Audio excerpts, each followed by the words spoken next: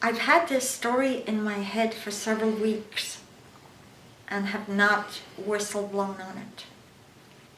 But yesterday, I received a fair game, despicable, malicious, threatening letter from the church accusing me of infiltrating their computers, being in cahoots with diabolical theft of pictures and documents, and in cahoots with an infiltrator, all made up, all manufactured. Fair game. The church is still doing fair game. Now, all bets are off. This story that I held my tongue on, I'm going to tell you about.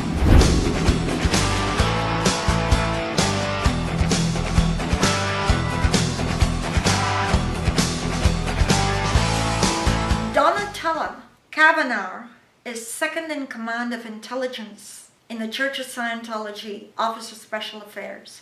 Donatella was the ED of Milan Org, Executive Director of Milan Org, some 20 years ago when she boomed the org to Saint Hill size. So trusting that she was a good person, she was plucked out of Milan Org, Italian woman, and put at OSA Int. Her former husband died in the gutter of a heroin addiction. Donatella had a child. I'm going to name him Luigi to give him anonymity. Luigi grew up at the ranch with Alexander Jensch, Jenna Miscavige, and so on. Luigi worked for me for 6 months, some 3 years ago. He worked for me in my Thomas Kincaid business, doing packaging, shipping, inventory. Good worker. A few short weeks ago, I get some private messages on Facebook saying, "Whoa! Luigi has $100 a day heroin addiction.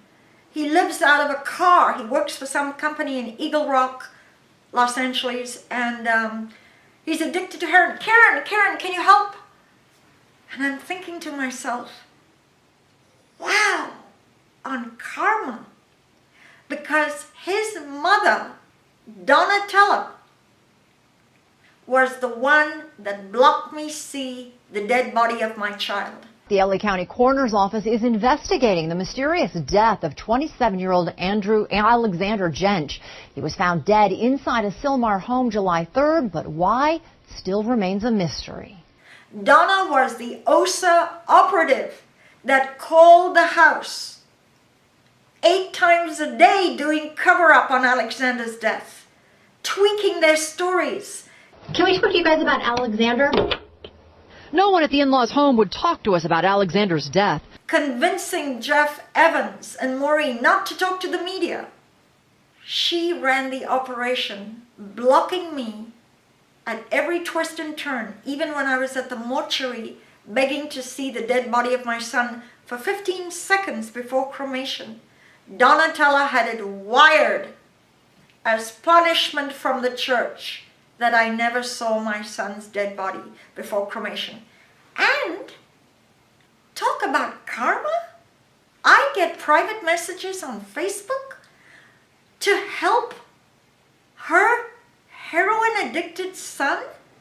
And then I find out that Donatella is so busy implementing destroy, harm, attack, dirty tricks, black job operations that she's not really paying attention to another 27-year-old who grew up at the Scientology, Church of Scientology ranch, who's addicted to heroin, following his father's footsteps.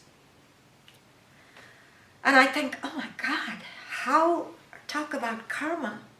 Here's a mother who blocked me have anything.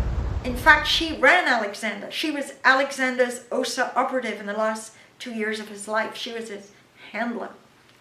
And her son is on heroin. And it falls on my lap. So I pick up the phone. I have a lot of their cell phone numbers still from old days. And I call up Charlie Earl, who's Donna's direct senior, Chief of Intelligence, OSA Int. And I say, Charlie, listen to me. This is Karen de la Carriere. This is a one-time phone call. You get Donatella off her ass being a mother to her son so we don't have another kid dead at 27 years old, like Alexander Jentsch. Donatella is busy doing dirty tricks, running dirty operations, and her son is fixing himself with heroin $100 a day in a car. Handle it. And if you don't, I will go public with the story. You got it? Bye. Oh, I was really mean. I made a mean phone call. And I heard all hell broke loose at OSA Int. They summoned Luigi, summoned him, briefed him. Oh, Karen de la Carriere will do libel and she's going to go on the web. And you know what? I never was going to go on the web. But when they fair gamed me yesterday with a malicious letter with a tissue of lies threatening me, boom! Nakanan is the drug treatment program of the Church of Scientology. Sitting in a sauna 5 hours a day, mega vitamins, mega niacin. It's being sued for wrongful death all over the place. This report tonight grows out of months of investigation into suspicious deaths at a drug treatment center. It's run by Narconon. If you've seen our previous reporting, then you know Narconon has strong ties to the Church of Scientology. Guess what? The next day, an intervention is done on Luigi. 7 people descend. 2 people that are Narconon success stories to convince him of the wonders of Narconon to get him off heroin. 2 people are senior execs of OSA, Donatella, and the famous doctor who endorses the Purif is called Dr. Megan Shields. She gives lots of money to Superpower and so on. Dr. Megan Shields. And they do a 4-hour persuasion on Luigi to do a Purif. And he refuses. He wants nothing to do with Scientology. Nothing. He never was interested.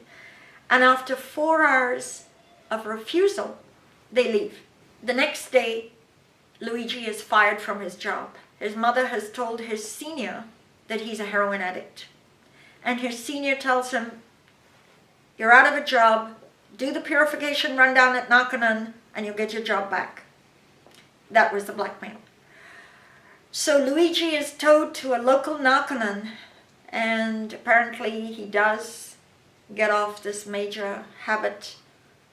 But something goes very wrong, and the Narconon more or less kick him out.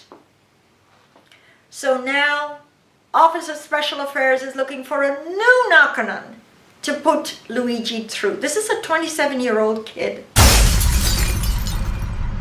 I want the world to know that while OSA execs are busy trying to destroy other people, you lift up the curtains, and what's under the curtain? A child that is a heroin addict. Donatella, you're a bad mother. Shame on you, Donatella.